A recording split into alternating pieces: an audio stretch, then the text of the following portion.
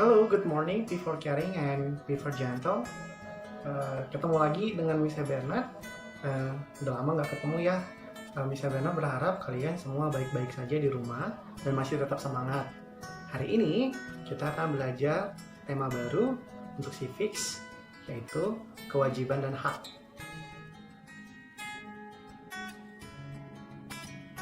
Kewajiban dalam bahasa Inggrisnya adalah obligation atau duty, sementara hak adalah rights. Nah, apa sih kewajiban?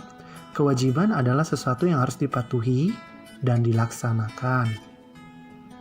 Nah, berikut contoh kewajiban kamu di rumah tuh. Membereskan tempat tidur, mainan, atau piket. Nah, contoh kewajiban di sekolah yaitu hadir tepat waktu, membawa alat tulis, mengerjakan tugas dengan baik. Nah, kalau kewajiban di lingkungan tempat tinggal, yaitu mengikuti kebersihan lingkungan yang sudah dijadwalkan. Nah, kalau kita melakukan kewajiban dengan baik, kita akan mendapatkan keuntungan baik di rumah, di sekolah, atau di lingkungan kita. Apakah yang dimaksud dengan hak? Hak adalah sesuatu yang kita peroleh atau kita dapatkan.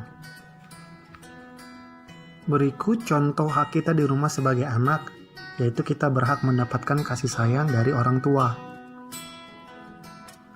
Nah, hak di sekolah contohnya itu siswa berhak belajar dengan tenang di kelas, dan siswa juga berhak menggunakan fasilitas yang ada di sekolah. Hak sebagai warga negara yaitu mengendarai sepeda motor jika berusia 17 tahun dan memiliki SIM. Berikutnya juga pejalan kaki menggunakan fasilitas-fasilitas yang ada. Masyarakat boleh beribadah.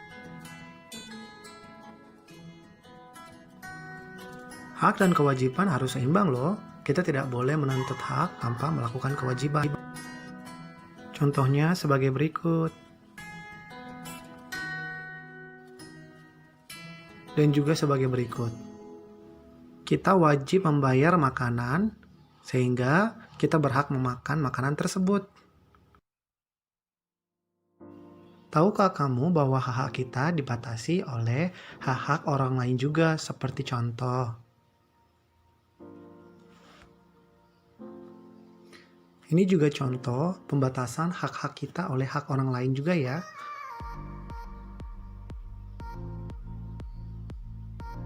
Okay, I would like to explain it again in English.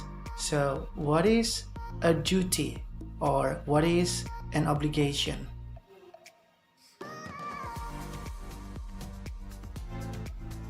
An obligation is something that we must do and obey. Here are some examples. Then, do you know what right is?